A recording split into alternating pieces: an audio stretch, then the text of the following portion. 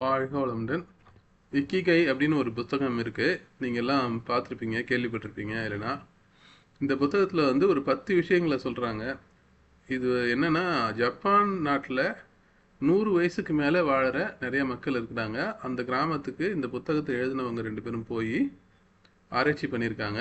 அதில் அவங்க கண்டுபிடிச்ச 10 விஷயங்கள். இருந்தாலும் இந்த 10 விஷயங்களை முதல்ல நான் சொல்கிறேன். சொல்லிவிட்டு இந்த ஜப்பான் நாட்டுடைய ஒரு மிகப்பெரிய கஷ்டமான சூழ்நிலை இப்போ இருக்குது. அது என்னன்றது நான் புக்கோடைய கடைசியில் சொல்கிறேன். அது அந்த புக்கில் இல்லை, பட் இது என்னுடைய கருத்து தான். அது நம்ம எல்லோரும் கடைசியில் பார்த்துக்கலாம். அது தெரிஞ்ச வேண்டியது தான். எல்லோரும் அது தெரிஞ்சிக்க வேண்டிய அவசியமான விஷயம். இன்னொரு விஷயம் நான் தனிப்பட்ட முறையில் நினைக்கிறது என்னென்னா, இந்த ஆத்தர்ஸ் இருக்காங்களே, இந்த நூலை எழுதினவங்க இருக்காங்க இல்லையா, அவங்க வந்து ஜப்பானுக்கு போன மாதிரி இந்திய கிராமங்களுக்கும் போயிருந்தாங்கன்னா அவங்களுக்கு இன்னும் சிறப்பான நிறைய விஷயங்கள் தெரிஞ்சிருக்கும். அதை அவங்க மிஸ் பண்ணிட்டாங்கன்னு நான் ஃபீல் பண்ணுறேன். இது என்னுடைய தனிப்பட்ட கருத்து. ஏன்னா நம்ம நாட்டு கிராமத்துலேயும் நிறைய மக்கள் இருக்கிறாங்க 100 வயசுக்கு மேலே. ஆனால் அதெல்லாம் நம்ம கணக்கெடுத்து நம்ம ஆராய்ச்சி பண்ணி அதனுடைய ரகசியங்களை நம்ம வெளியில் சொல்ல. ஏன்னா நிறைய பேருக்கு அது தெரியும். ஏன்னா அவங்க நல்லா உழைக்கிறாங்க, அவங்க வேலையை அவங்களே செஞ்சுக்கிறாங்க, சுயசார்பான வாழ்க்கையை வாழறாங்க அப்படின்ற பல விஷயங்கள் இருக்குது.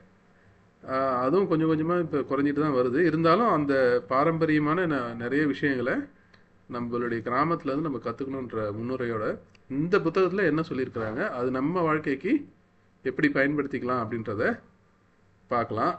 இக்கிகையின் முதலாவது ரகசியம்: எப்பொழுதும் மும்முரமாக இருங்கள்.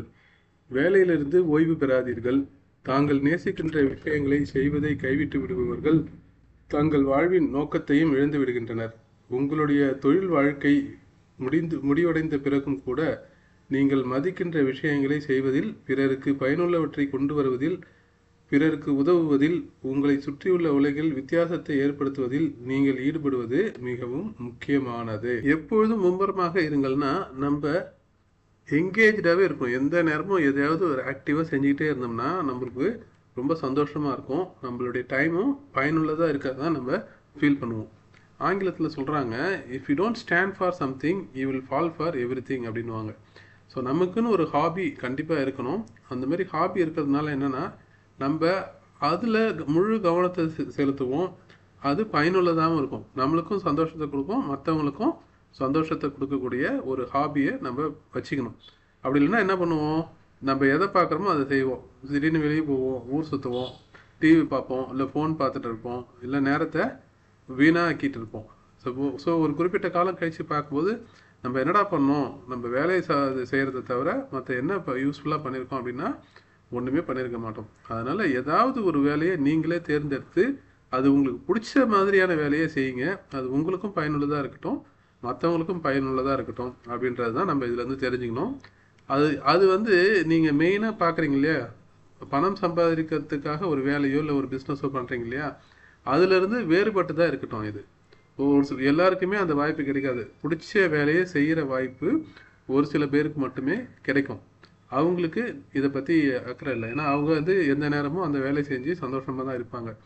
அந்த மாதிரி நம்ம பிடிக்காம வேலையை செய்யணும் ஒரு சில கட்டாயத்துக்காக அப்படின்ற பட்சத்தில் நாம் எந்த நேரமும் முழுமையாக வாழ்வதற்கு நம்மளுக்கு பிடிச்ச விஷயங்களை செய்து கொண்டே இருப்போம்.